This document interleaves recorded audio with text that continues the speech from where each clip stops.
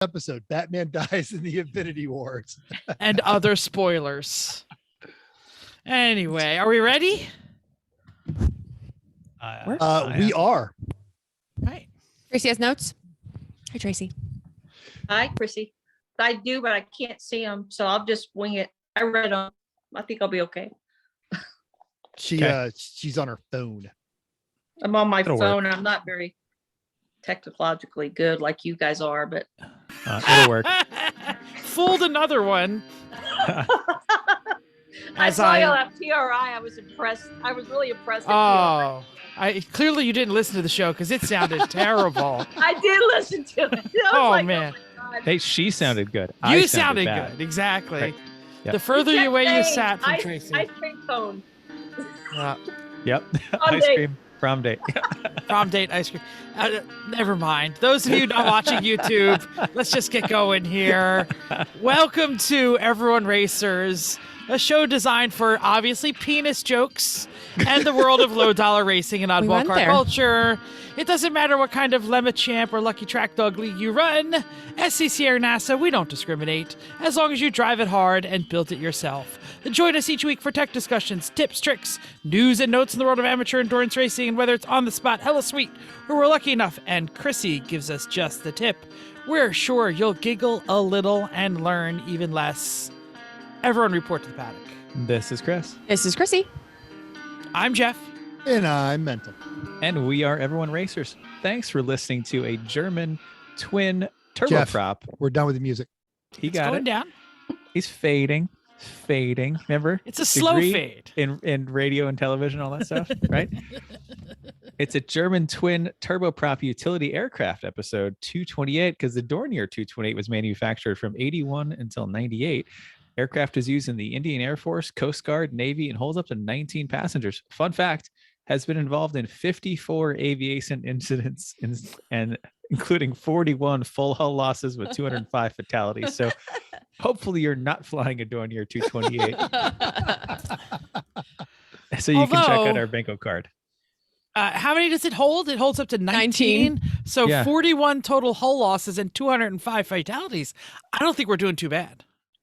Yeah.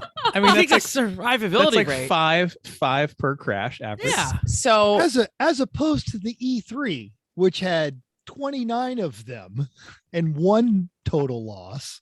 let me just say that 228 was a slow number. There wasn't a Uh-huh. whole lot on the There wasn't internet. a whole lot to pick up. Nope. Nope. Oh boy. So, when we get to speaking the 900s, where it's just going to be like a series of Porsche. Porsches. Well, the same way. And We have a Saabs. long time till we get there. We Well, have like a whole the lot of really 150s boring is- numbers in between there. Mid 150s, all alphas. Okay. You know, we had our Peugeot section in the 200s. You know, we'll get there. All The right. late 100s, a lot of Mercedes. I've been trying to 240, avoid a lot of the Mercedes. 300s will have a lot of BMWs. And 240 is going to be the slowest diesel Mercedes ever. So we'll get there. We Anyway, could go Nissan. Never mind. Let's keep going. no, no way. Let's go We more have interesting. pride. What Jeff. you working on? Oh, you want me to start? Jeff, yeah, can what start. you Yeah, start? just What are you you say working it. on? I mean, this is going to Uh, be short, but It's very short because I've been working nonstop. It's still the opening weeks of the semester. So Oh, yeah, check it off. Yeah, but anyway, I worked all day Saturday, worked all day Friday, worked till like midnight. I managed not to race any students on the way. This is the event last semester that I accidentally raced a student. But that was good. Accidentally. I didn't know he was a student. I was purposely racing. Didn't know it was a student. Anyway, so Yep. on Sunday I watched football and took down the Christmas tree. That was it. Cool. yep, Yeah, lots of no, things done. Great. it's cold as terrible here. I can't do anything outside. So. Yep. Jersey. Yep. Anyway, Chris, what are you working on? Since you have a garage and can Actual cars, right? Actual Heated cars. garage means actual cars getting work done. Wiring, because there's lots of it. of wiring still to do. Like there's barely scratch the surface there, but I have made almost an entire oil system, including mounting the oil cooler on rubber vibration resistant mounts to make sure we don't have any more cracks in our oil cooler. So that it's very nicely mounted. I'm very happy with how it turned out. One more fitting I needed to arrive today for the last one, but even like I'm taking my time on this car and like carefully routing the oil lines and, you know, putting P-clip attachment points at various important places to make sure that they are, you know, it's holding back and vibration resistant, and little things like the oil line that I had from the other car was like 1 inch shorter than I wanted it to be. Well, you know what? I made a new one instead of just saying that's good enough. So it's taking time, but it's nice. When you push it on the barb, and it doesn't cover little less than you'd like it to, you just go, I'll go tighter on the clamp. It'll be fine. Yeah. So this is all AN stuff. So like I already had the line made from the old car, but the nose in this one's a little bit longer. So anyway, made a new line, but making a new AN lines is a pain in the ass. Yes. But it's done. I've drilled and re-drilled and riv nutted a broken bolt in the hood. And is that a word? Is that a verb? Riv nut. I think you can verb riv nut. Yes, okay. It is. You can make that into a verb. That's fine. Yeah. What else? I made most of the exhaust. I have the initial, off the header expanded to 3-inch, the glass pack resonator there, the hangers into the L around the fuel tank. So I'm at the axle right now. So I got to keep going on that. But it's very fiddly work, that stuff. Did you finish my heat shielding project? Mental did most of it. I have not gone back to it yet. I'm getting the rest of it finished, the exhaust finished before that. Chrissy did all the heat shielding in the center tunnel. Got it. I'm getting into what she worked on. I apologize. Oh, sorry. I didn't mean to jump ahead. What else? I did some suspension work, and Godzilla, our 89 Civic Si chassis that we've had since 2013, that has led us to B-class win, A-class win, many seconds, overall win, everything. We have all driven it. It has probably 30,000 race miles on it with us. The chassis left tonight. Oh, womp, womp. Bare chassis, just basically a cage and spare parts, no rear suspension. We put it up on a U-Haul trailer and strapped it down. And it is on its way to Massachusetts, where it will eventually meet with another prior Lemons raced EF Civic hatchback that has a tragic roll cage. And they are going to make sweet fun times together and have a lot of sawzalls and a lot of welding. And these kids has never had a race car before. They're making these two cars plus all the parts into one working car, and good for them. Good for them. Yep. Are they cutting the roof and taking our cage, or are they going to try and make our chassis run with their our chassis motors? is totally porked. No. They're going to cut roofs off, cut cages off, put cage in, save themselves $2,500. Got it. And honestly, even like the $2,500 wouldn't get as nice of a cage as that one was. That was a really nice cage. Yeah. Yeah. So still, I gave them so many spare parts. I mean, there's hood, fenders, bumpers, trim, Integra suspension parts, a transmission for a D series. Like I just here you go. If I'm not using it, have a nice day. So. Get it out of here. We didn't have to take it to scrap. So did they drool on our Civic, the new Civic? I shouldn't say. No. This was just a guy. The person picking up tonight wasn't the person who's going to have it. This is just a guy who lives nearby, who is a fan of Lemons, who's only raced ever like once. I think he raced with Mike Zavarian once as a arrive and drive.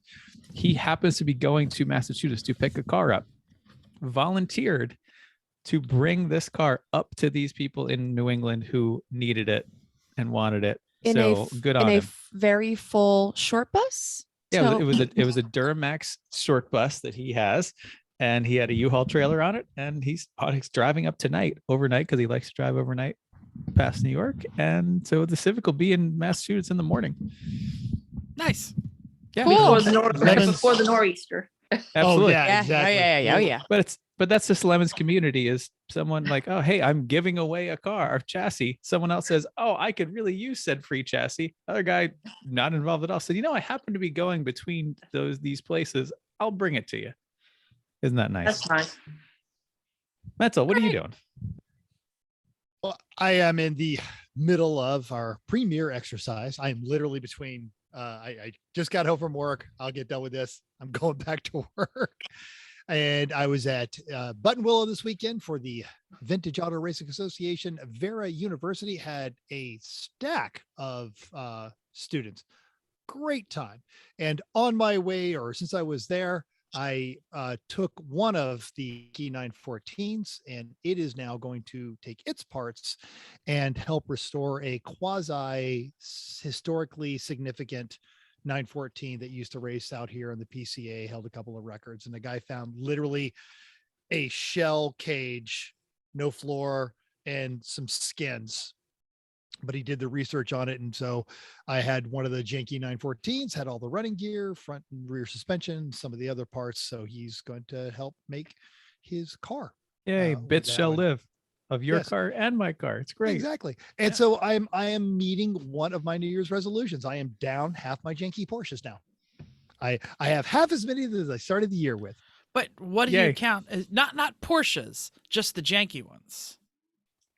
All his They're Porsches all- are they're- janky. they're all pretty I know, much, but they're like- all jank. Levels Oh, of because jank, but they're all janky. so you're counting the disassembled 928 as gone also.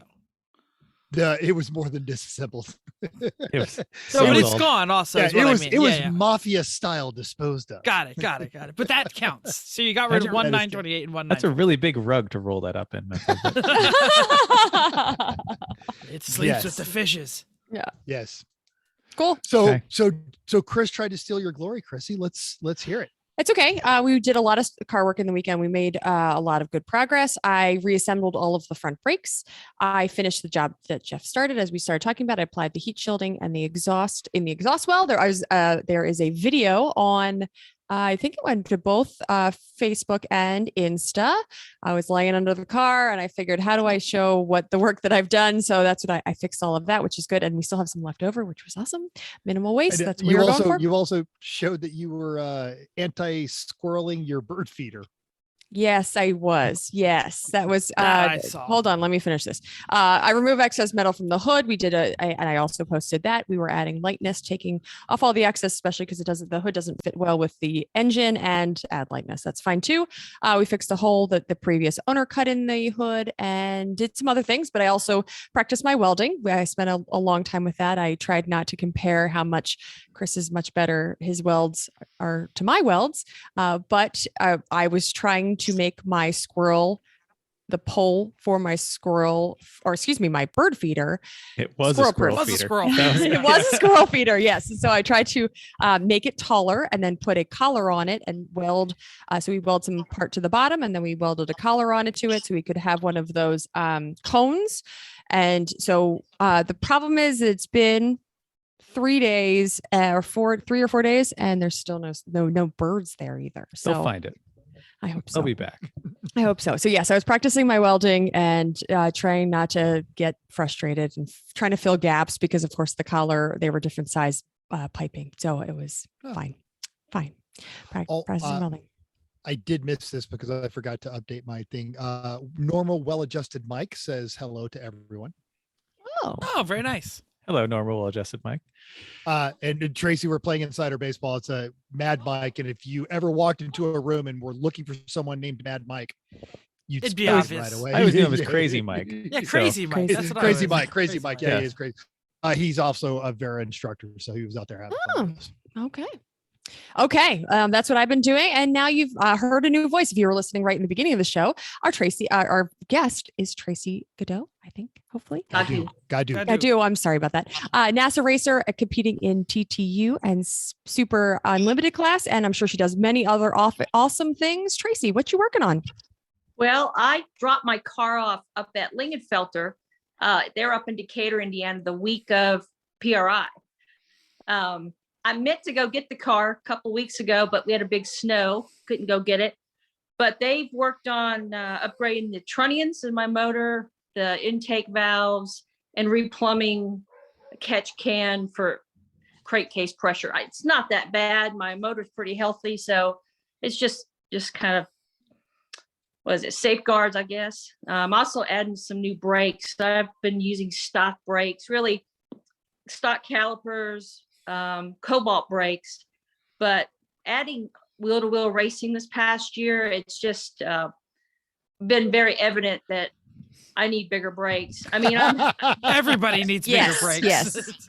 I never thought I did. I mean, in time trials, I never really did. But in racing, I have to brake so much earlier. I don't want to, but if I'm going to make the corner, I've got to brake a little bit sooner.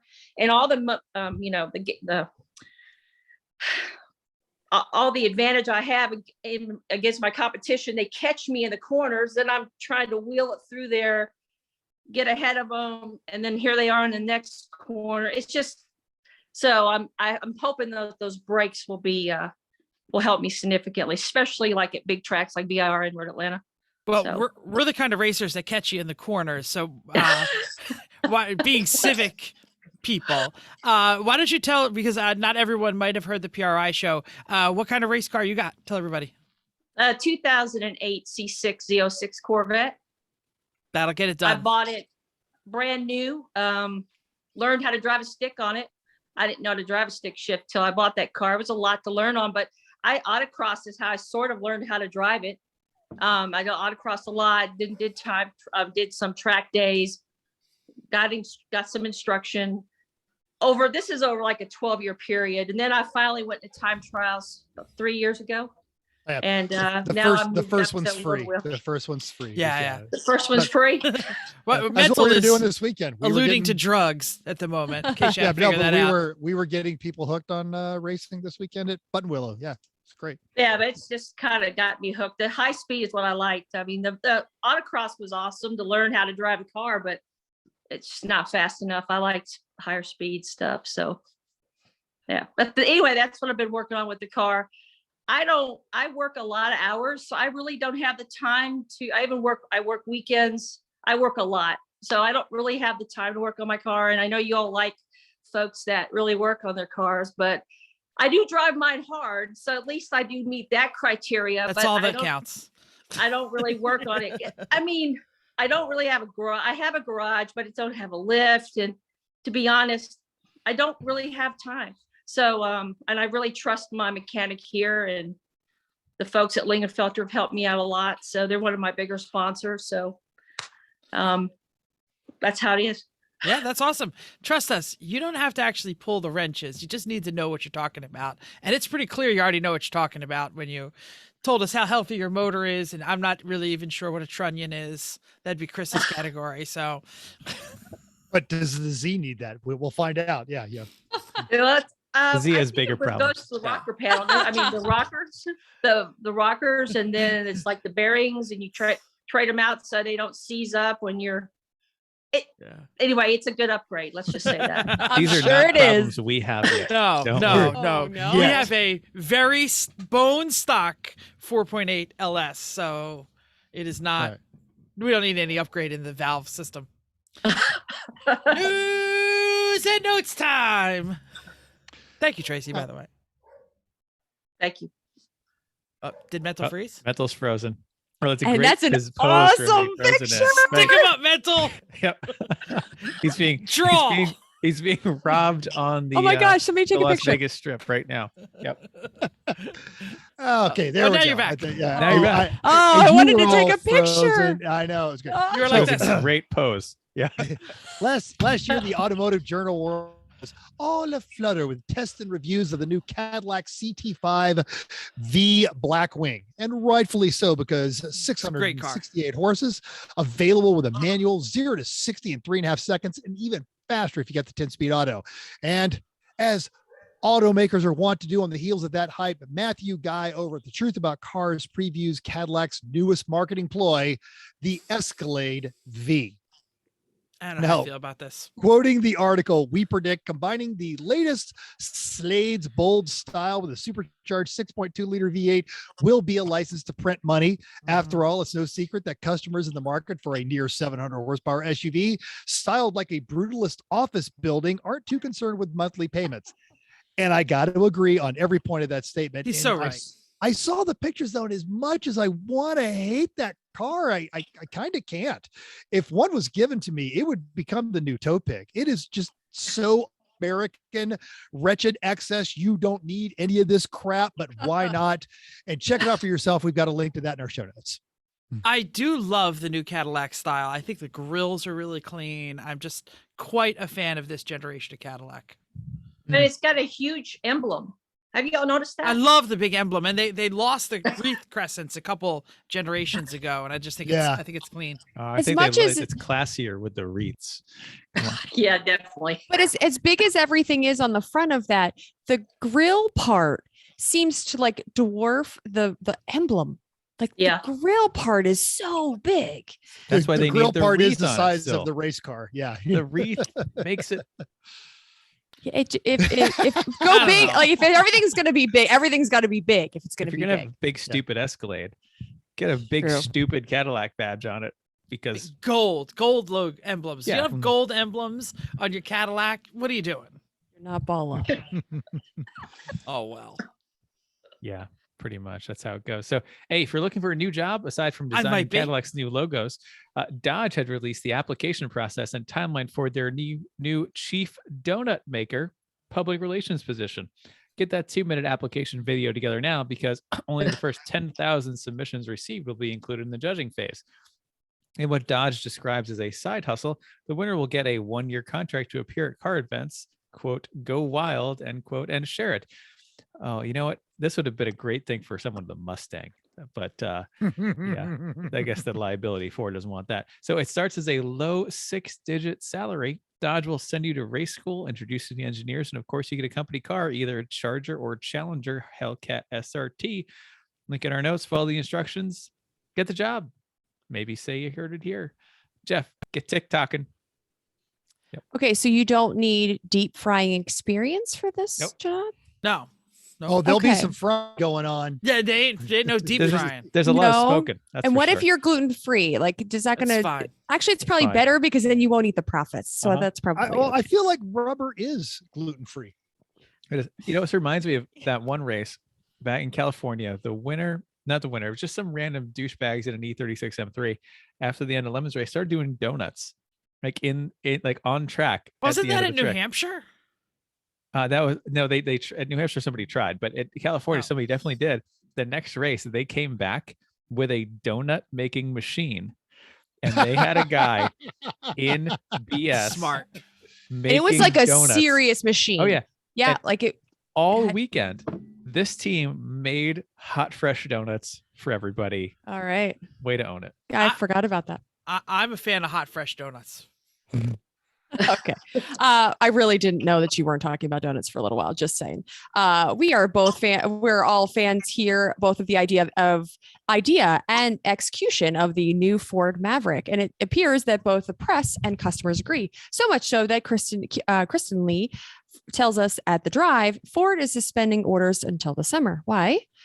They can't keep up with the demand. The demand is actually both for the baseline hybrid and the EcoBoost versions. Ford is going to stop taking orders on the 2022 Mavericks. By the time you actually hear this on January 27th, Ford says that it is to focus on the existing orders. Ford won't be start taking orders until the summer, and that will be for the 2023 Mavericks.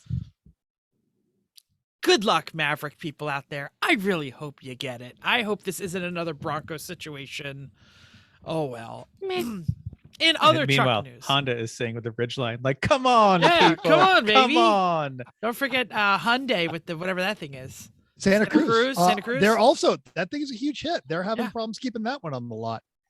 Well, in other truck news that you also can't get on the lot, Tesla, having recently been beaten to the punch by, let's see, Rivian, GM, 2 electrics, and the Ford, who've all shown their actual running electric trucks. Rivian has actually started delivering them. Has Tesla showed up with a Cybertruck? Well, actually, now they have, according to Andy Kalmowitz at Jalopnik. They actually showed up with a real truck. He said, quote, "It looks goofy as hell." There's a walk around video which does highlight some of the changes from the prototype. Among them, the wheels are from a 3 or Model Y, same wheels. The Cybertruck doesn't have any door handles. You have to use your phone or a key card on a sensor. It also has side mirrors, despite the original plan to use cameras. So all of a sudden side mirrors have shown up because Obviously, somebody at Tesla forgot to check out that the DOT regulations require them. Details. Yeah, good call. Good call. Details. The video has no sound, but the subtitles indicate the truck is still a quote concept. It is so ugly. Cybertruck was scheduled to start shipping this year, but has been delayed until early 2023. Link to the article and video in the show notes from Jalopnik. I'll say it again. Good luck, early depositors. My fingers are crossed. It is so ugly. If I saw that coming down the street behind me, I would be like, what world am I on planet Earth? Because it does not look like a car. It looks like a spaceship. And you guys were at Button Willow when the Lemon Cybertruck was out there running around. I think that one actually looks a little better. Yeah. And it's funny that whoever pointed out about the side mirrors, because it really looks like this really sleek design. And all of a sudden they just have these like normal mirrors. Right, right. It's like a suburban mirror just stuck onto the side of it. It's terrible. You're gonna say something, Chris? No. No. Yeah. Okay, cool. Just that. Okay. All right. So last week we told you about a few awesome cars that we found on racingjunk.com. And of course, they have many more than what we talked about last week. And you Jeff will put a link right here. He's going to find some more amazing gems, right? There you go. But so here's a couple other things that you can find on Racing Junk. So we mentioned that they have a shop during Christmas time, we mentioned their shop during Christmas time, but they seem to celebrate all of the holidays. So Valentine's Day for your lover or something, there's so many items there that they have free shipping, and they have great shirts for the car lover in your life. One of them says, "One more car, I swear." I thought that was cute. And there's so many things. Like if you have a Corvette lover in your life, they have so many shirts that like look legit Corvette, right? There you go. Anybody wants to send one? Do we know anybody that likes Corvettes? Send one to Tracey. And I have one. I don't like it, but I have one. That's true. Three Corvette owners on this screen. That's what I'm saying. If you have one and like it and want to sport something that shows that you like it, they have actually like legit Corvette shirts on there. So, and they have other manufacturers as well. So as I'm looking around this page, I stumbled upon their events page, which is actually organized by month, and it knows me so well that it showed me upcoming events near me. Looking for something to do on the weekend, maybe sometime in the spring. Check out their calendar, check out something on the calendar, and let us know what you've learned. I know sometimes we're like, hey, it's Saturday night. It's kind of a nice night. Don't have anything to do. Let's go to that roundy round. Let's go to that drag strip that's not too far. And if you haven't gone to their site lately, check it out. It's probably more interesting than checking out Facebook again and again, or seeing more cute dogs on TikTok. No, cute dogs are awesome. Okay. I'll see you all at the Spectator Drags at Seekonk at some point this year. Yes, but there's a lot of other things that are closer to you that could be a whole lot of fun. Sure. Recent results. Nothing. Yeah, sorta. There's no actual race results, but Lemons did release the video wrap up of the entire season this year. And personally, I was surprised that we actually got some time because we won the national championship. Awesome. Well, actually, we gamed the rules to break and ruin the national championship. We ruined the national championships. Go ahead, I think Chris. that's why we got the actual true time. It's because we didn't do it the right way. No. We did it the irreverent way, which is Exactly. what Lemons is all about. But without hassles to them, which it was focused on, because we didn't ask them to tally all the points. We just did it all. Chris did it all. Legit.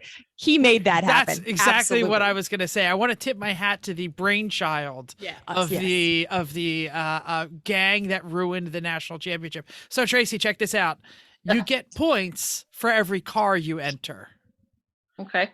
So all we did was convince like 12 of our friends from across the United States that this year we were all just going to pretend we were the same team and all register under the same team name.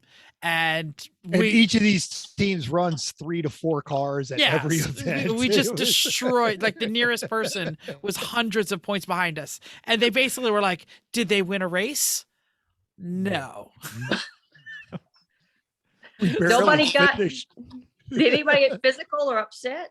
No. Yeah. No. They laughed. They laughed. If one of these times, Tracey, we're going to get you to come to a Lemons race, and it's kind of hard to get upset when the car behind you is a Toyota Yaris with orange cones all over it called the Corona Yaris, and they're wearing hazmat suits, and the car in front of you, it's a bunch of guys in Speedos that about half of them probably shouldn't be in Speedos. So yeah, you just can't really get that wound up. Or look at the other half and go, oh, that's all right. Anyway, big shout out to Chris, the mastermind behind it. And we're already masterminding. This is Mental's idea originally. Oh, okay. And it was a drunken bish idea. I only said tip the hat to Chris because he organized it all. Yeah.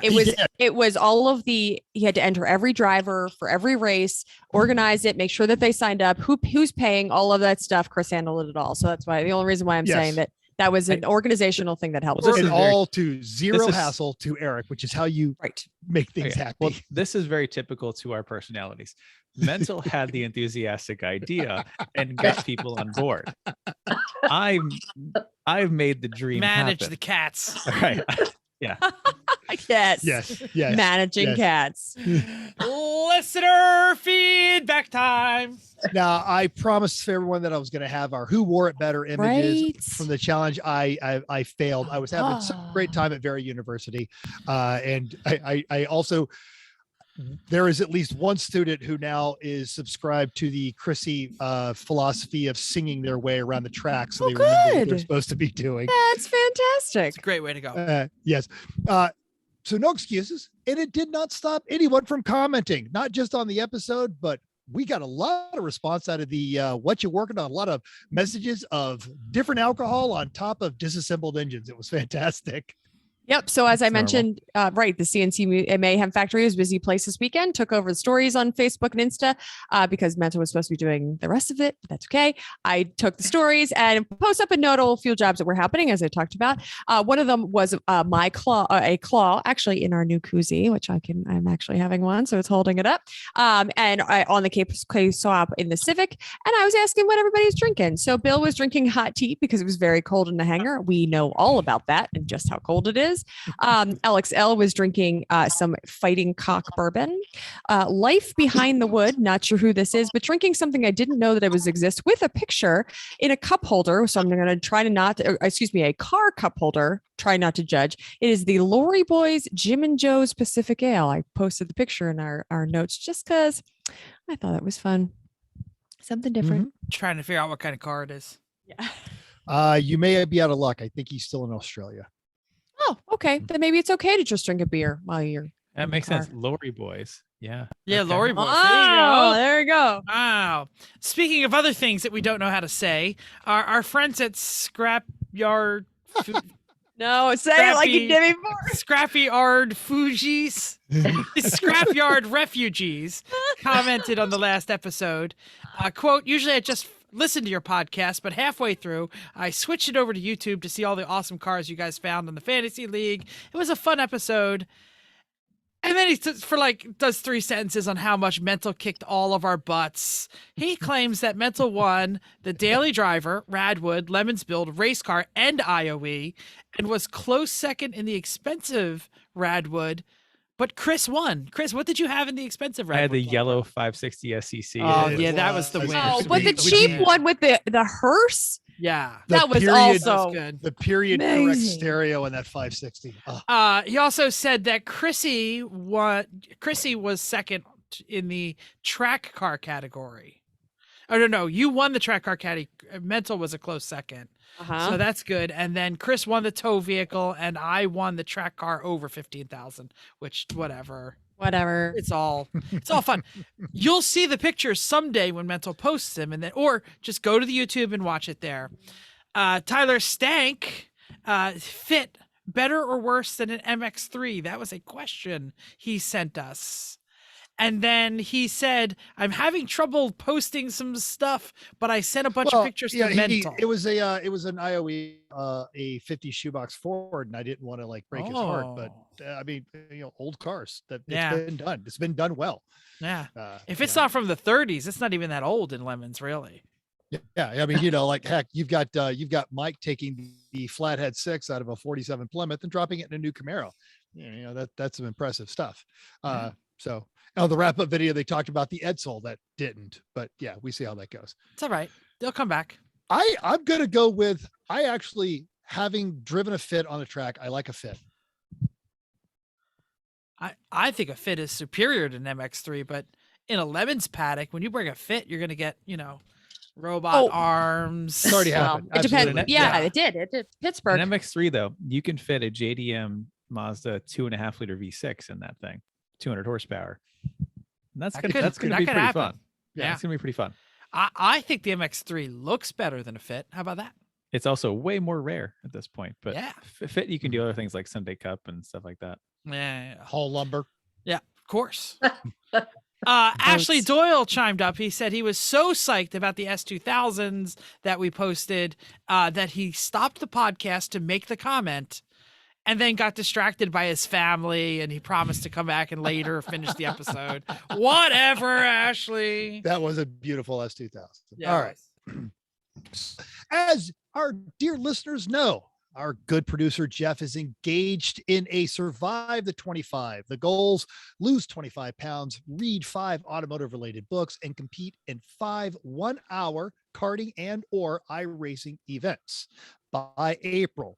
Now, Jeff, you are representing our podcast. I know that you have been very good about your diet. We expect you to keep trying very hard. Any weigh-ins? Where are you? I'm 4 days for the next weigh-in, so Okay. I have no report on weight. I'm still in the midst of second book, but I did a bunch. Not only did I do an hour of E1R racing, but I did an hour of actual iRacing and like actual license, not achieving, but points bearing iRacing. Only Wow. here for the SR. Nice. Yeah, exactly. So that was interesting. I did okay. I think that I don't know whether it's going to actually improve my racing, but I'm definitely getting better at the iRacing. So yeah, that's what's going on. Wow. I've never entered an iRacing race that wasn't one of ours. Ever. I talked to it was actually Lady A gave me a bunch of hints and tips on how to start working on some of those license points, and Tyler was there too, and just they basically said like enter a race but then do it solo, which is like time trial version, so there's no one else on the track, so you don't screw up other people's. Oh. And it moves your license rating much slower, but you practice for a while on that, and then you join the race from the pits, and then you join, and you get better at that, and then you join the race from the grid. So you just start and to like automatically drive at everybody and crash, and It's they like- just yeah. eat you. it's like laddering up. So Mhm. there it is. Good. All right. Good luck on your weigh-in. You're representing us, so please work on it, please. Thank you. I know I'm working out like We a saw- fiend. We But as saw how Chris said- svelte Bill was. Was he? I don't know. I am He's working wearing out. Vicky's shirt. He was. He was like, I think this is a little tight, but he was. I'll say that I am working out like a fiend, but as Chris says, you can't outrun the spoon, and I think that's my trouble. So And now, Tracy, you work in the healthcare field, and Mhm. we're all big fans of adness, and cheap modifications usually involve the driver. How has your fitness evolved as you started going wheel to wheel? CrossFit has helped a lot. I Oh, do that. you're one of those people. All right. Oh awesome. no, I like the cardio with CrossFit. I don't like to lift too much weight because your body starts to hurt. You know what I'm saying? Your shoulders, your back, your knees. So I really have been for the cardio, but yeah, it really does help for just the core strength in the car. I really think so. Yep. nice. Yeah. Totally. Anyway, Well, that's it. A CrossFitter, a vegan, and a born again Christian come into a bar. None of them would And shut the hell up about it. literally, why is a Christian in a bar? You just lost all of our listeners. Why is it? I was going to say core workout. Chrissy's core has a torque rating equal to my car. So yeah. Jeff, you can say an ultra marathon runner too. Oh, okay. Yeah. I've never met an ultra marathon runner, so I wouldn't know. They're definitely going to tell you. Yeah. Okay. Sim racing. Another Monday, another E1R iRace night. Continuing our touring car series with the Civic Type R, Elantra, and Audi RS3 and Mustang. This time we went to Imola in Italy. The Circuit di Enzo Edino Ferrari Babidi Boopity. It was harder than I expected, although it was like boring at some parts, but really hard in other parts. So I'm going to give it an eh. Uncle Dave dominated the first race. I was scrapping for last because I crashed lightly a couple times. So yeah, not my favorite, but the car is easy to drive and fun, and we're having fun because they're all close and it's nice racing. Jeff, you were there at the second race. How'd that go? Yeah, Imola was interesting. I don't think I mastered the track, but I actually wasn't crashing into the wall and breaking my car. So either there's better runoff or I'm improving. One or the other. I'm not sure. But Tyler ran away with it. He was so far ahead of even Dave at the last. So rough. All right. Rough. So well, hey, come join us for low pressure fun. Nobody cares. Have a good time. Next week, it's touring cars again, but at Daytona Road Course. Ooh. One of the things that I practiced on was the Daytona Rallycross. Excellent. Excellent. That's a fun one. Yeah. Cool. You know who is always into low pressure fun? I like it. Chrissy's mom. I was going to say, you know Hi, who Carol. never ran an ultra marathon? Yeah. She I'd like mine never better. would never talk about it. Yeah, She thinks those people are crazy. Yes, Chrissy's mom. Hi, Chrissy's mom. Hi. Document Hey! fact: Chrissy's mom's cookies make you faster. I don't know about that. Not me. Because I know. eat them all and I get fat. So, nay, topic time. As you guys have already picked up on it, our guest is Tracey Gaudu. Now, you did meet her before. She is amateur. She was at Try with us. Was going to pop by, just have a talk, and then ended up spending the whole episode. That was a ton of fun. And he is the owner, financier, driver, and crew of Tracey Motorsports, a true race team. Campaign Atomic Z06 bet in the Southeast because you live in Tennessee now, so you're trapped in all that snow as well. And you are a transplant from Austin, Texas, probably because in Tennessee you can buy a town for what a 2-bedroom house in a crack neighborhood costs you in Austin. True. She's been running NASA's Tile Unlimited class, had her first Thunder race in Super Unlimited position at Carolina Motorsports Park last November. That would be a great lemons race for you to come to in April. They're doing the whole parade downtown, and you just had a double podium, position 1 in your time trial unlimited, and you are since 2019 3-time NASA Southeast time trial champion. That's right up there with, we've got a bunch of trophies we can loan you if you want to start doing psychological warfare on your other opponents. When we were the national championships, we like painted everything gold and just the first time I just walked around going, hold my trophy, I've got too many of them. So that was our thing. But we came at this from an endurance race. Before you jump into this, okay, how did our season go after we decided to start flaunting our trophies? It was the worst season we've had ever. It was terrible. We Bad blew karma, up wasn't it? every week. Oh, terrible karma. Do not flaunt your trophies. Yes. So when we got it again, we got even more. Yeah. But we came at this from an endurance racing standpoint, but it's interesting that we all started autocrossing. Jeff started in the back of his dad's time trial car. So I'd like to just, we were talking about it earlier. You started autocrossing, but what got you started? What was your ambition? You like speed? I mean, you went and spent not a unsizable sum of money to buy a new Z06 with a manual, knowing you didn't know how to do the manual. That's awesome. I just thought it would kick ass. So I thought I could learn how to drive it. And I didn't really buy that car till I was 40 years old. So I didn't really know about all this when I was younger. I was going to college. I was in the military. I was in the Air Force and got out and was going to college, trying to build a career. I didn't really have time or money to do any of this. And finally decided, hey, I always wanted a Corvette and I know they kick ass. So I thought I could learn how to drive a stick. Just got to get this car rolling. Just get it rolling. Did anyone teach you to drive stick? No, I Wow. had, Oh, Good for you. it was difficult because I kept killing it. I mean, the clutch, but it has Always a lot do. of torque, luckily. So I could get it rolling, but then I'd spin tires. It took a lot to learn how to drive that car. But So wait, hold on a second. I just need to review. You never owned a performance car before this.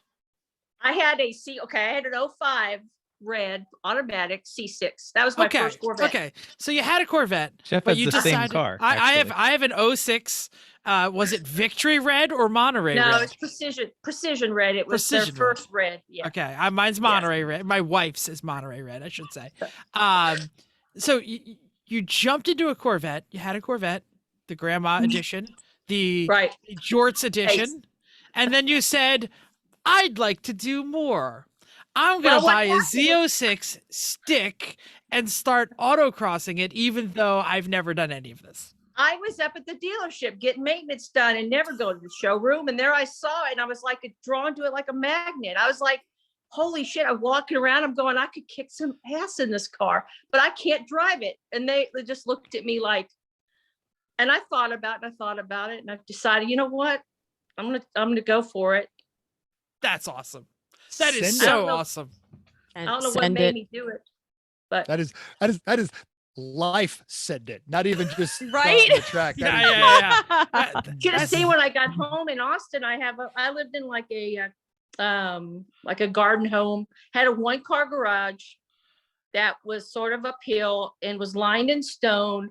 I'm trying to pull this car in. First night I get it, it's raining. I almost went to the back of the garage and I just killed it. And I said, you're going to sit in this car. You're going to practice back and up, back and forward until you feel comfortable in the rain. I thought, man, this is crazy. But every night I'd come home and drive it and I'd stall it in different places. But Yeah. I finally got it. This is what happens when awesome. anybody learns to drive a stick. Normally, you might have somebody in passenger seat trying to teach you, but I feel like par for the course. But good for you. The fact that Well, you let me tell you a story. I get home at night and I call my father, and he's not a real car guy, but he knows about sticks. So he'd ask me, he said, now don't get the RPMs up past 2,000 because you want to save gas. And I'm thinking, my first autocross, Oh. everybody's like, why are you short shifting? And I'm like, what do you mean short shifting? But I didn't want to tell him what my dad said about saving gas. I wasn't thinking about gas saving, but that's how I learned how to drive the car. I was short shifting the shit out of it. So, that's how it all started. I call him at night and I'd go over things and go out and try to do it. It's challenging, but look where I am now though. Man, that thing is awesome.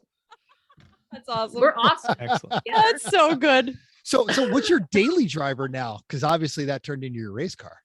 Well, I have a truck. Of course. Yeah. If you have a race car, you have a truck. Oh yeah. Yeah. Sometimes though, I don't like to drive that. It's a diesel and it's like, I don't want to drive it every day, but I have a 72 Corvette automatic, unfortunately, but I sometimes Okay. drive that to work. Oh, awesome. man. That's so That's right. great. That's right. That's I the, love Corvettes. They're my He's favorite about right thing. to me. So do you still have the C6? No, I traded it. Traded it. unfortunately. Okay. Yeah. oh, Racing- man. So the racing 72, junk. That's a chrome bumper, isn't it? That's awesome. Yep. Double chrome bumper car. It's pretty. It's a silver metallic. Pewter silver metallic. It's the rarest color in 72. Has red interior, side pipes. The doctors at the hospital are like, man, that's a nice car. When the doctors tell you that, you're like, thanks. That's awesome. Racing Junk Shop is calling your name. Oh, I know Absolutely. they are. I know they are. There's so many Corvettes there. And then we've got our 84. And it's like, I'm the worst Corvette ever. There was I want to say there was a 75 or 76 California edition was only available the 305 and it was That was small. 78 to 82. Yeah, okay, that's what it was. That actually is the worst Corvette ever. But But yours is, there are none of those left because everyone ripped the engines right out. ours of is them. close.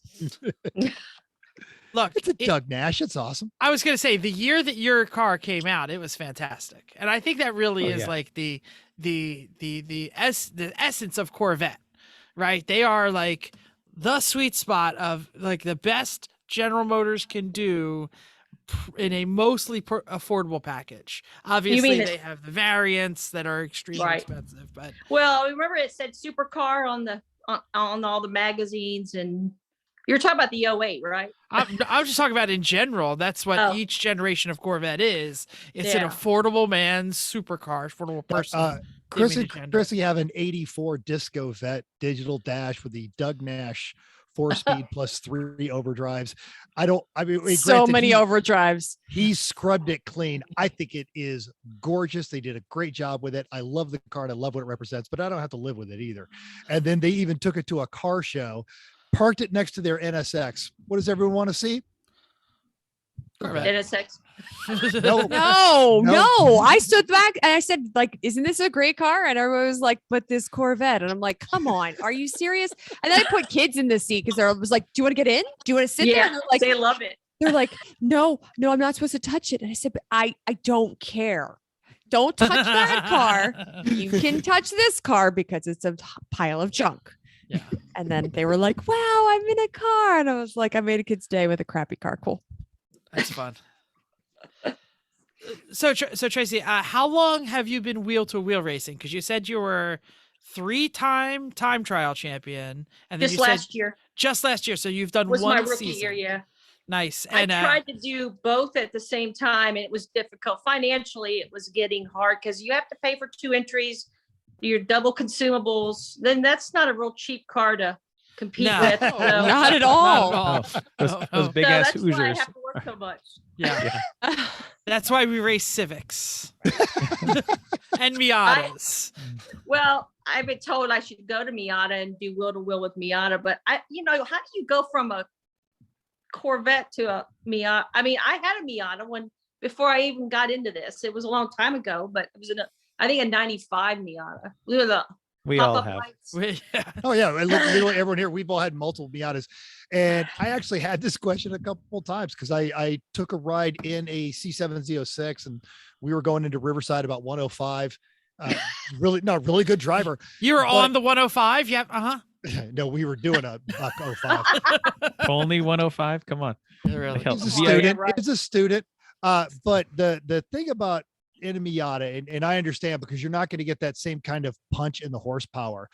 But if you dual campaign that, first off, you will absolutely love your tire bill and your gas bill at the end of the weekend. Yes. But you will find it is the level you're competing at. It's a small advantage to be able to be precise with a car. And in a Miata, you learn very quickly to be precise because it's going to take you 5 more friggin' laps to get that 2 miles an hour back that you screwed up in that one corner. And with your high horsepower stuff, and we've all moved into high horsepower stuff, there is a tendency to go, screw that corner up, gas. I can fix it. Yeah. Every car is a momentum car. Some of them Yeah. just take longer to get it back. And if you get good at maintaining it, that translates into the high Every horsepower car, stuff. yeah. So Oh yeah. But- It will help you. I promise you that. With my style, I mean, it's just was my rookie year last year, but I feel like I'm pretty consistent. People know what I'm going to do. I'm there. I'm always there. And I'm waiting for those front runners to make mistakes. And they will because they're driving wild. And I mean, they're just, mhm. Closer to it's the like edge. a war of Yep. attrition. That's Yep. how it is. They're going to take each other out. Then I can win the race. And that's not always the best way, but hell, I'm just got to wait for them to make that mistake. And I think that's with any racing, either Totally. endurance, I mean, either with momentum cars or stab and steer cars. I mean, that's kind of what I call mine. I love that horsepower feeling. I love being able to pass people. I just don't know. I need to try Miata and just see how it's like on track. I mean, I owned one for a lot of years and I loved it on the street, but I just think you love gotta that try. Corvette. Just drive everything is the I way to know. go. But I got a question that wasn't on the list, but I'm going to ask it anyway. So don't be surprised. Like, you've had this car a long time. You've done a lot of campaigning for this. You've done a lot of mods. Wheel to Slowly. wheel racing increases the chances of losing the car on the track. I know. But- Have you thought about, I mean, not that you've thought about it like, oh my gosh, we're going to crash, but have you thought about maybe getting something drastically different that you may be not going to cry the day that it goes into the or just gets scratched, because Chrissy turned her car into a race car. We were all scared to drive it because none of us wanted to put the first dent in it. Well, I went I off did. at CMP in a time trial into the tire wall, and I cracked my front fender. I had to get a new fender. Was Pretty it minor stuff. in the kink? And Did you come off in the kink? No, this was turn 3-ish. I mean, right. This is before they repaved, that tire wall that's across the track that, I mean, my back rear tire just, I don't know. The same. Corvette goes a lot I just further than lost some of the things we drive. So, But I know what you're saying. And when I caged the car, it hurt my heart a lot because I love that car and I shouldn't love it that much, but I do. And I thought about it, but I wanted to try wheel to wheel. Everyone's kept saying, you're ready, you're ready. And I never thought I really was. The past couple of years, I thought, well, I'm ready this year. Once I got out there and I was with those guys and I'm just mixing up with them, I absolutely love it. And I really love that car. So I'm just going to have to take my chances and see how it goes. But intravenous drugs, it's really hard to kick. It's easy to upgrade too. Well, I think it's fantastic. I think I also took a car that I loved that owed me nothing. I paid $200 for it. There's that one mod that you do where you're like, nope, no turning back now. Yeah, the cage was that. And, I bought the motor 3 years ago and that helped some. I mean, helped a lot. It got me out of the mid pack of TT1 up into the top pack of TT1. So that helped that. But I've slowly modded that car. I just did suspension 2 years ago. I had the stock leaf springs.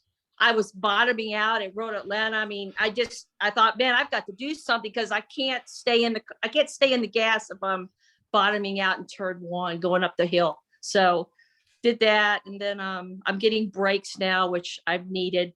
It's been very evident this past year that I've needed them, but I mean, slowly as I could afford it, I did it. And I didn't race the entire time or compete the entire time I've had the car. Life's happened. I've moved jobs. Well, and you started autocrossing. So when you first bought it, you weren't immediately on the track. Mostly. Yeah. That's awesome. So, and then I did a lot of HPDEs and just try to get seat time, and people really, they don't give that enough credit, seat time. They want to take a high performance car and just think that they can drive on the street, they go on a track. And they get in trouble. And I've slowly cranked up the comfort level on that car. And it can still scare me, but I just love the wheel to wheel. It's just, God, it's fun. I love beating those guys though. Yeah. That is the best part of it, man, because they are hurt. They don't like it, but you say, bring your trophies. All I have to do is pull up into the grid, man. It's like, they know the girl's there. It's awesome. So crap. Love it. Now we're all love racing your attitude. Now we're all racing for second. Tracy's here. Yeah. Well, it's hard because I'm really the only woman in Super Limit. I was the only woman in time trial, and it doesn't really matter that I'm the only woman, but they do give me a lot of respect, and I like that. I do get a lot of kind of cranky little men that like to give me some heat sometimes, but you know what, whatever. But for the most part, they do give me a lot of respect, and I'm glad because I work hard for what I'm doing and I want to get better. And I'm paying for this on my own. I'm working hard to do it. So I'm glad that they do recognize that. So absolutely. But it is kind of hard being a woman out there. And when I see another woman, I'm gravitated to her because I want her to keep coming. I want her to keep coming out. But it's not a cheap thing to do. And it's hard to talk a woman into coming out and, really sacrificing what they have to spend money on to go out and do that. But you do it because you love it and you want to be out there. So it's sort of just, it's like a drug, really. So that wheel to wheel is, my God. I love time trials. Get that fast lap within about 2 or 3 laps. Getting it that quick and then coming off. I just never felt like I got enough track time. And then I did that for a couple of years and got really good. Now I can qualify really well because I'm a good time trialer. I can get good qualifying times for racing. And if you can start up near the front, that helps. So it's sort of been a bit of evolution, and everyone's asked, well, how do you transition from that? I think what I've done with, autocrossing, time trials, and now racing, it's just been a natural progression. So, but it's taken a lot of years. A lot of people think you can do this in a couple years. Maybe they can. I just couldn't.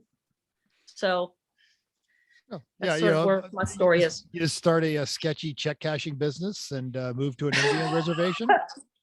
Not a problem. Yeah, there That's you right. go. That's right.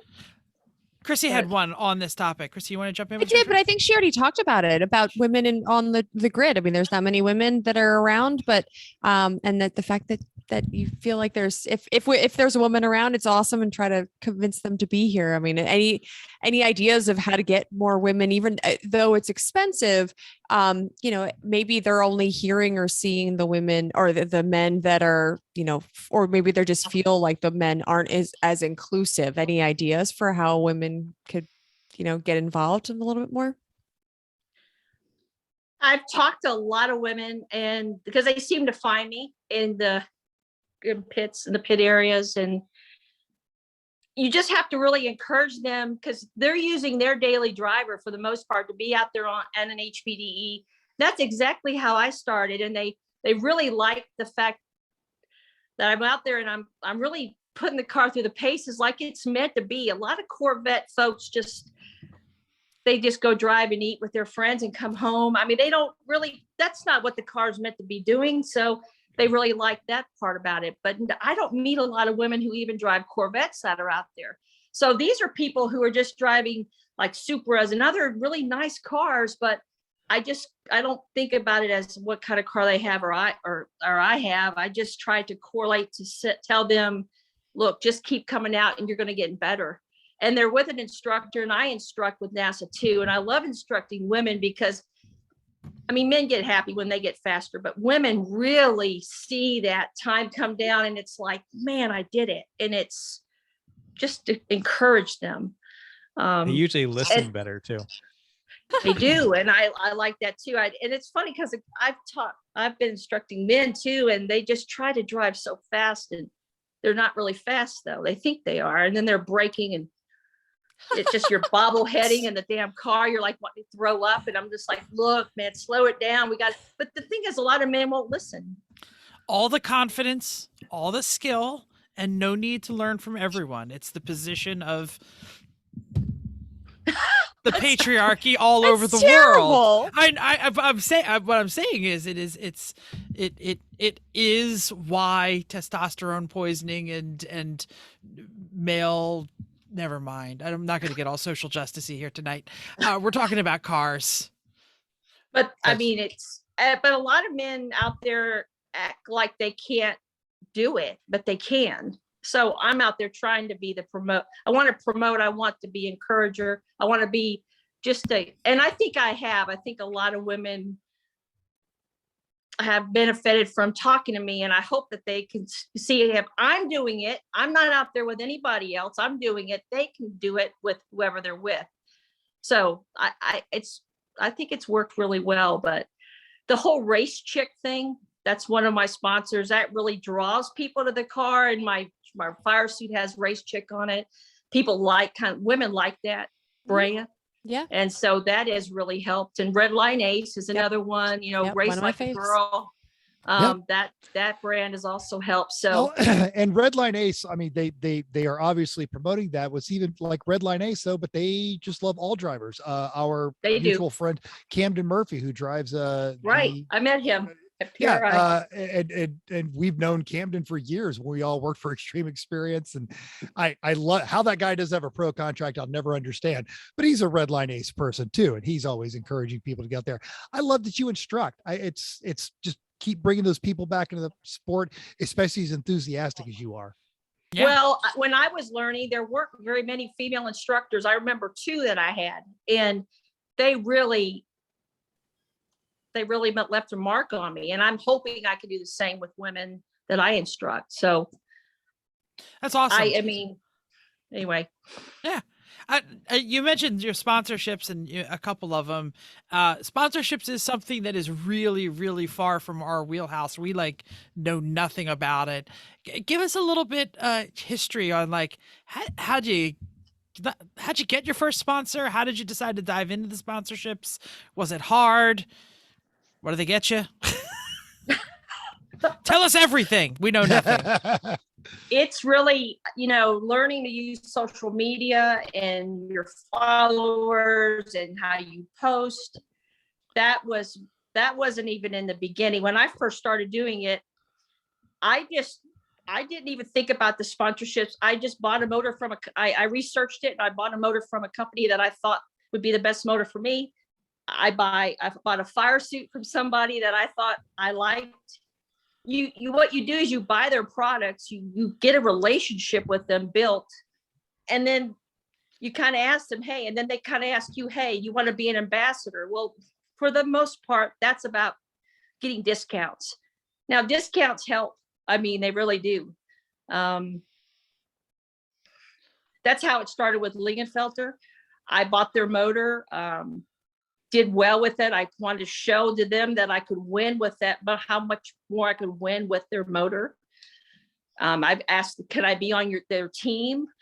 They said, yes, of course. And so that's how that started. So what I'm hearing is the sponsorships have to be the last thought, not the first thought. You need Race to be Chick, I mean, in the I car wanted and to be on winning. Team Race Chick so badly because I just love that brand and what they stand for.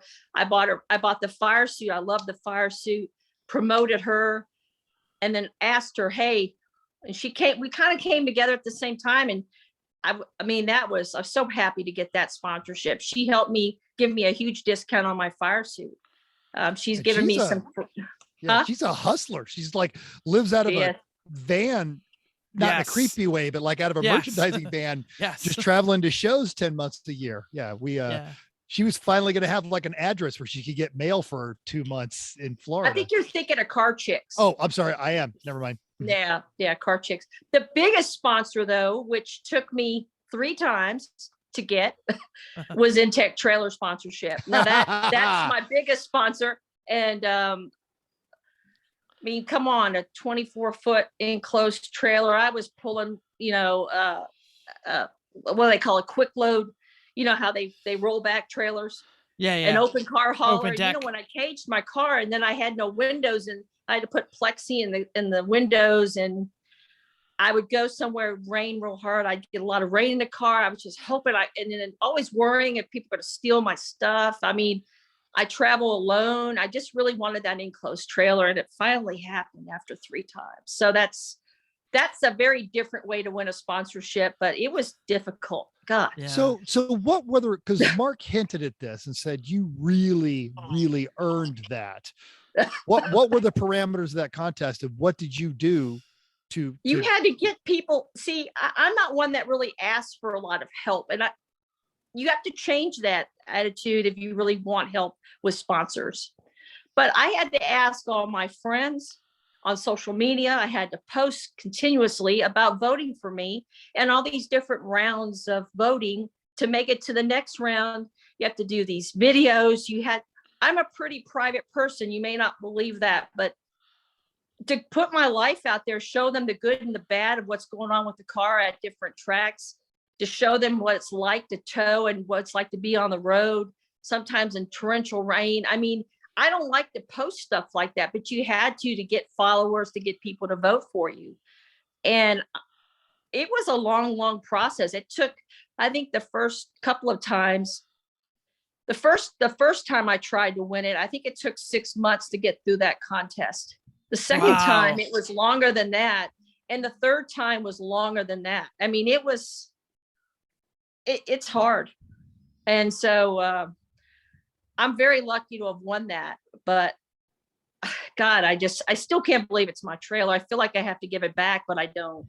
So you've already painted it. You've already done it to match the vet. Why would they take it back? Well, granted, you're in Tennessee and they love their orange, but I've got to pay taxes on it this year, though. See, they give you a 1099.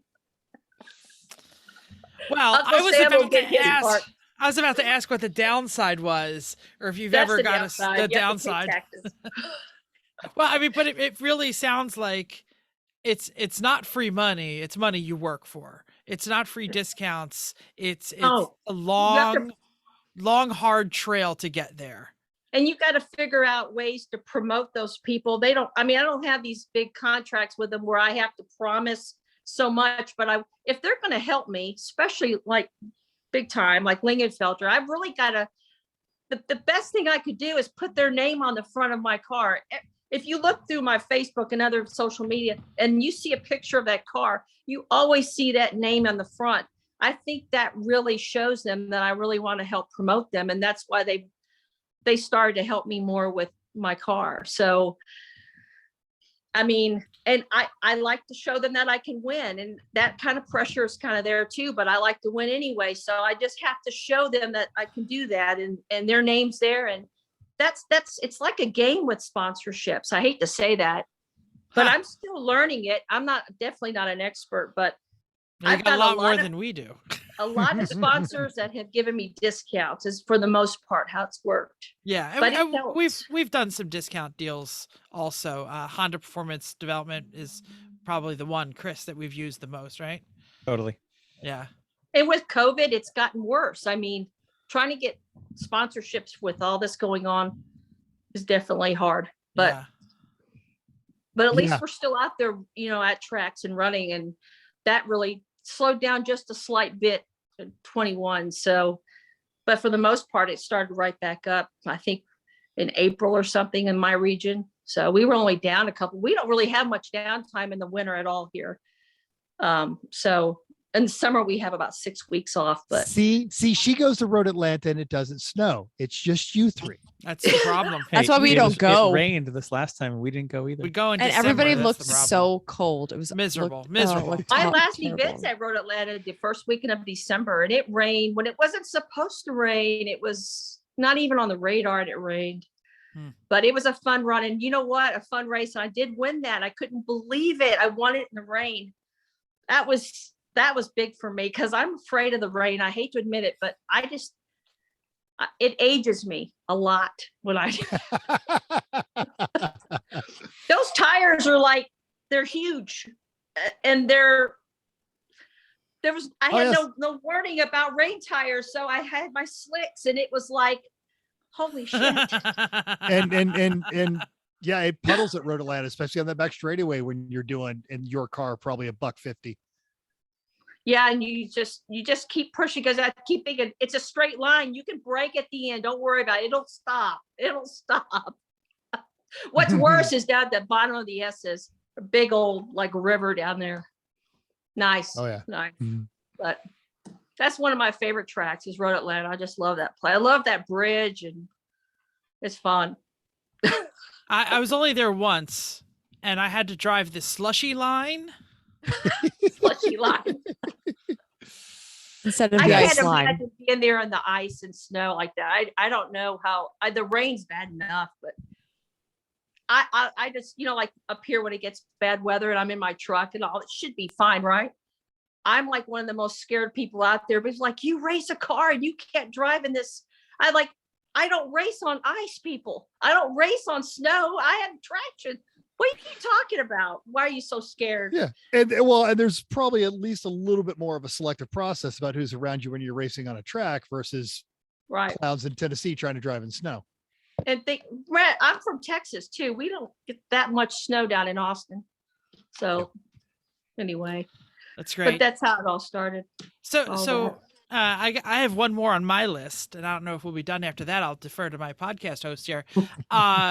So you kind of did like the what we call the traditional ladder, like autocrossing to track day to instruction to instructor to time trial to wheel. It's kind of like a straight line, like that's like anything on the side out there that you're looking at that you're like, ooh, I think I'd like to try some ice racing, or ooh, that looks interesting. I really want to do. I mean, I've tried also last year. I tried a Grand Prix down in downtown Chattanooga, which, holy shit, was scary. Until you That's just awesome. don't look at the cement medians, which are about 2 feet away from you. I mean, and it was a rough. I don't know if you've seen my video on YouTube, but it is rough. No, but I'm going to after the show. Absolutely. All right, Lingenfelter has a better video of it. They got the whole Lingenfelter Performance Engineering has the whole race on it. But I did that. I did really well, and I got second overall behind a IMSA GT3 Porsche. Kurt Swearingen, who's a professional driver. I told myself, if you can stay within 8 seconds of him, you're doing well. And I did. I was like 7 point something seconds behind him. I thought, damn, yes. But so I got, first loser on that podium, but that's okay. It was awesome. And then I also did a SCCA hill climb.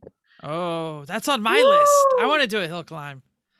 I did it in Eastern Kentucky. It's at Pine Mountain. If you guys should go. I mean, that was its first year last year.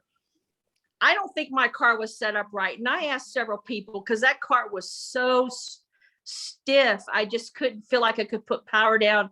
I had Hoosiers. I could hear the rocks just, I'm coming up a hill. I mean, it's like straight up. I'm coming up a hill and all I see is blue sky. And I'm thinking, what in the hell am I doing out here? I mean, but once I got it down the course, it was fun sliding that car around that little road. Little tiny road, right? It's a state park. You know how those state park roads are where they have two lanes. It was just like that. They closed it down and it was fun, but that and the Grand Prix were the scariest things. But I was telling Mental, I really want to try endurance racing. I mean, I've done a lot of sprint stuff. I just don't know how to do it. I got to find a team because my car really is not an endurance car. No. No. Being a arrive and drive with someone else is definitely the way to start because it's a hefty difference. Build a car. Yeah. The investment to build an endurance car, much less everything that takes to get it to the track. The car is only half of it. It's everything else that has to come with you to the track because it's not like, oh, I built the car, I'm gonna go run it for 20 minutes. Like it'll be fine. No, you're gonna break something. So you gotta have everything you need to fix it and also live at the track for 3 days. And have a team because you have to it's a team sport. So you have to have people around you. I don't even have anyone on a radio with me now in wheel to wheel. And I feel like that would be a good advantage to have. I'm so used to doing it by myself that I think a team, and I love a team concept. I think that's what I need to do. Maybe I should do something like you also like Lemons or Lucky. What's it? Lucky Dog. Absolutely. Hey, Lucky Lucky Dog's Dog. great. You- Champ is great. In fact, you and Kathy Fuss Oh yeah. would Oh, you get right best along. buds. Yeah, Oh, in a matter of minutes. Yes. He's Absolutely. basically you if you ran a race series. And Mental, you it's should daytime. put her in touch with Kathy to find a arrive Absolutely. and drive seat because Lucky Dog Yeah. runs 3 races in Carolina, so not that far from you. Oh, yeah, and absolutely. They run a nice show, and you'd get along great with them. Well, we are Yeah, absolutely going to make that happen. Right, I'm writing that down right now. It's a great idea. Yeah, Yeah. that's on. But So I do want cool. to try that because that's something I just want to keep trying new things and seeing what I like. I mean, wheel to wheel was a try, which I do really love that. But I do like the hill climb it's just it's like an added level of danger on that hill climb. You know what I'm Yeah. saying? I Oh, mean, totally. Yeah. And it's a blend of an autocross and a time trial. I mean, it's and the technically people there, a time trial, but it's not connected. the drivers that were there, they were so just laid back. It wasn't like a typical like track weekend at a race. It was just very nice. And you're in the middle of a freaking state park. It's all these trees around. You don't feel like, I mean, it just felt so strange, but it was nice. Well, that's awesome. Well, a few years ago, I don't know if it is still true or not with the explosion of amateur motorsports, but a few years ago, when I was researching hill climbs, the state with the most hill climb events in a calendar year was Pennsylvania. That's right. That's right. And PHA. 2 of them happened like 3 miles from Chris and Chrissy. So we got to get to one. Yeah, I like to go up there, Mark and Michelle. I think I'm gonna pronounce their names wrong, but Aubele. I don't know. They are the king and queen of hill climb up there. Yeah. I'd love to go up there. They have so many of them. And I think if I did more of them, I would feel more comfortable. It's not that I don't. I mean, I love to go out in the mountains and just drive, but it's so different when you've got the whole road to yourself, and it's a whole different level of just, I'm just going to go out and have a little Sunday drive. This is some serious, and I got to learn how to set the car up for that, because I really don't think the alignment was right. The suspension was right. I think it could have made it a lot easier on me. Oh, yeah, it's totally different Yeah. than when than being on a I track, had a especially track the set up. surface. I Yeah. had a track set up, so I hope that maybe I can learn how to do that too. Yeah. So Awesome. I'm going to defer to my host and say, has anybody got anything else? All right, Tracey, this means it's your turn. We're going to put you on the spot here. Pimp all the social media, hit all the sponsors that you might not have hit. It's been great having you, and we want to make sure people are liking and following and hitting the smash the whatever button on all of your Instagrams and Facebookers and Tweeters. Right. So tell us where you're at. pretty simple on Facebook and Instagram, Team Tracey Motorsport. I have a personal page on Facebook as well, Tracey Gaudu, but for the most part, I have two of them on Facebook. So I'd like people to go to Team Tracey Motorsport. Probably it'd be more appropriate because it's more about racing. Then I have YouTube is Team Tracey Motorsport. I'm putting more live videos from in-car videos from races there. And I'm not on Twitter that much, but it's Motorsport Tracey on my Twitter account. So I do have a website. It's teamtraceymotorsport.com. And I try to keep that updated. I think the last thing was from last year, the last event I raced at Road Atlanta. So, and they winning the time trial championship and just talking about wheel to wheel. So That's outstanding. We've got all that link. We've got your Facebook, we got your Instagram, we've got your webpage, got your YouTube, and yes, this Grand Prix videos are on there. And this looks holy snakes. You chasing that green Mustang, what basically is the width of it is the width of a friggin' freeway entrance ramp with two retaining walls on either side. That's awesome. Doing 125 on the top of fourth gear down that front part of that course. And you see that part where it's slightly a right kind of like a slow right turn. The way that pavement was and so chopped, every time I bounce, I could feel the car wanting to go into that middle median. And I'm thinking, hold.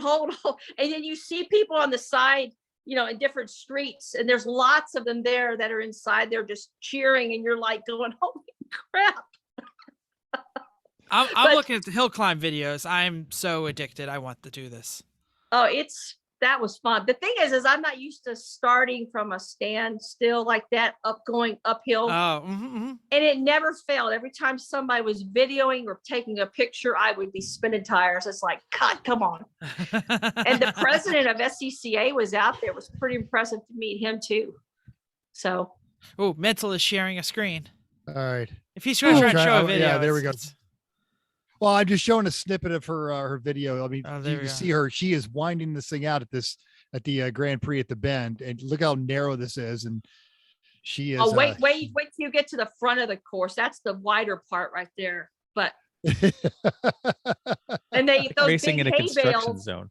Yeah. Those hay bales. Holy crap! Some guy did hit one, and he had a pretty rare Lotus, and he hit it, and he was taping up fiberglass beside me in the pit. It's all right. Lotuses are very strong and heavy, though. That's not a there it is. There it is, right there. And have replaceable parts. They're cheap to fix too. Yeah. Yeah, that part right there, 125 going down that. Wow! Wow! It's like racing in a hallway. That's what it felt like. It's a construction zone. Yes, exactly. That's it, and I've never done anything like that. It was incredible. I was scared at first, and I kept thinking, what are you doing? I mean, on both of these things, the hill climb, and then I'm like, what are you? There's no runoff. What are you going to do? Just don't hit it. Don't look at it. Just don't hit it. Whatever you do, don't look at it. That's what I told myself. Oh Quit my gosh. looking at the walls. Yes. Don't look at them. Just look Yes. straight ahead. Do not look at it. No, don't look at walls. Don't look at the walls. I didn't make that a song, but I know that it's a thing. Well, Tracey, thank you so much for being here. This has been excellent. I'm glad we took some more time to talk to you because it was really hard at PRI to really get a lot of this this flavor and to really get to know you really well. So I appreciate you giving me the opportunity. And you guys are so funny. I love watching. And I do watch your episodes now. You accused me of not doing that before, but I laughed. Oh, no. It's okay. Chrissy noticed that you loved her shirt on the last Yes. one. So That's absolutely. right. Well, yes, and if she wants to buy more, she could use my code to get some money off. code. What? We're Discount. doing that. Oh, who needs another shirt, right? It's like the Come on, car. man, Like you I do. know. I bought another one this week. Oh, come on. Is it a personal code like for us off air, or is it like a partnership code where you get It's a credit if you- partnership code. It's Let's have it. Then throw it out there. Let Oh everybody my hear it. God! Do I have to try to come up with it? I'll message it to you guys. I Okay, don't we'll- remember. I think it's. we'll put it I in the think notes. it's TG 141. I don't know. I'll have to look it up. That's All okay. right, all right. That's Absolutely. okay. We'll Then get I it. can go. I'll take the time to pick out my shirt, and then I can. I'll send you a message on That's fantastic. That's great. So we're going to move on to our next segment, but don't go anywhere because we're going to include you on this one too. Everybody likes to talk about safety, including our own safety professional, Chrissy with Just the So some of this is kind of a rerun, but I couldn't not talk about it because the East Coast is going to be getting serious winter weather this weekend. And, Let's and I empathize. This morning when I went for my run, it was only 52 degrees, and I thought, my God. Oh my God! Okay, so I said that if you would just let me talk, I was saying that there's important weather things for winter weather things that people need to know. If you don't experience snow or cold, just skip ahead. If you're like mental, just go get a drink. Don't listen. Okay. When shoveling, and this is typically for snow, I know mental doesn't know what this is, but when you're shoveling, just be careful about it. Bend at your knees, not at your waist or your back. Tighten your stomach muscles as you lift the snow. Lift with your legs, not your back. Don't twist your body instead, and then actually step in the right direction. And as much as you're shoveling snow and you're thinking about this, I always do it at least once and say, that was really the wrong way to do it. So just notice what you're doing when you're doing it, because chances are every time you do it, it's not going to be that. When it's 20 outside, I think it's going down to like 8 tonight. So yes, I think it's Hey, Chris, you make sure you say this. People have a lot of, shoveling snow causes a lot of heart attacks. So make Oh. sure people pace themselves. okay. I mean, seriously, you think you're in good shape, but that's a lot of weight to be shoveling. And I think people just try to do too much and then they end up having coronaries. So That's a wonderful to comment. Thank you so much. I appreciate that. This is From great. our medical professional. That's wonderful. Feel free to continue to chime in. If you haven't already, make sure you're packing some of those extra emergency items we talked about a few weeks ago in your car. If you're planning on driving anywhere you think you might be going somewhere, make sure you're packing some extra stuff. If you have prolonged freezing temps, you never know when those pipes are going to freeze. So make sure you have extra gallons of water. Just keep them in your basement. You never save some 2-liter bottles to soda bottles, fill them with water. It sucks to not have water, especially if you have a family, especially not necessarily even to just drink, but to, keep flushing toilets and stuff like that. Just make sure that some water is running, and just freezing pipes suck. We've had them here and it's just really annoying and sad. And lastly, listen to the weather report, not necessarily your local weather, because sometimes they're really dumb and crazy. But if they say don't go out, they probably know a little bit more than you. So don't do it. Look at this asshole in the BMW. Yeah, we've done that. Let's all just laugh. We've done that. We've watched them. Yes. So I'm not saying that that's necessarily your best, but usually there's people out there that know what's going on. So listen to them. Fair enough. According to my weather app, it feels like hell froze over tonight. Okay, we couldn't see the words, so I just 20 skipped saying the degrees. 20. You got to hold it. You got to hold it steady. I believe that is what the forecast. That is what the forecast. That's right.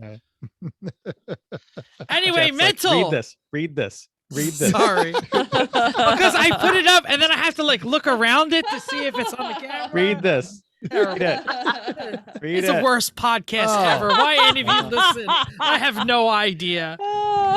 Mental. Speaking of freezing cold and snow, half of this podcast is not going to be experiencing any of that because they are on their way to the tropics. They are Okay. We're not going to be here next week. sorry. Good And we are going to be joined by guest host DJ 914 Eric Ritzler. We've talked about him. You've seen him in a couple of our background videos. True Renaissance person. We're going to talk about air-cooled Porsches and carrying a feed of those. We're going to talk about the One Lap of America. He is a musician. He is a video editor, and he is a family man. So we are going to relate all that stuff. And he's going to be a full-up guest host. So he's going to be reading news. He's going to be participating in discussion. Get your questions in for We might even talk seeing eye dogs. He Fosters. Oh he my fosters God. C&I dog. That dog is the cutest dog I've ever seen in my whole life. It's because you never saw the chocolate one that Gwen has. Anyway, thank you for downloading us. Tracy, thank you for joining us. Tracy, thank you. Yes. Go Thank check you. out her videos because they're awesome. Yeah. We hope you've enjoyed this week's edition of Everyone Racers. We also hope you'll join us in the world of driving, racing, and building because everyone can be a racer, even you. Even if you don't drive stick, go buy a Z06 and learn. If you enjoyed this podcast, subscribe. It's totally free. Go to iTunes, give us a 5-star rating.